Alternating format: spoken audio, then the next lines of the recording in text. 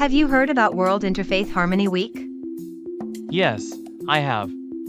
It's an annual event that promotes interfaith harmony and understanding. That's right. It was first proposed by King Abdullah II of Jordan in 2010 and was adopted by the United Nations General Assembly in 2011. Yes, and it's celebrated every year from February 1st to 7th. Why is it important to promote interfaith harmony? Interfaith harmony helps to build bridges between different religions, cultures, and communities. It promotes mutual respect, understanding, and cooperation. That's great. Do you have any examples of successful interfaith initiatives?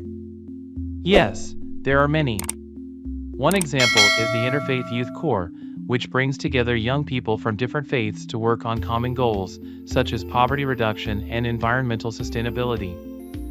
That's impressive. How can we get involved in promoting interfaith harmony? We can start by learning about different religions and cultures, attending interfaith events, and supporting interfaith initiatives in our communities. That's a great idea. I'll definitely look into it. That's fantastic! Together, we can promote a more peaceful and harmonious world. Now would be a great time to like, subscribe, and hit that bell for notifications. Do it now because we don't know how much longer this old man is going to be around.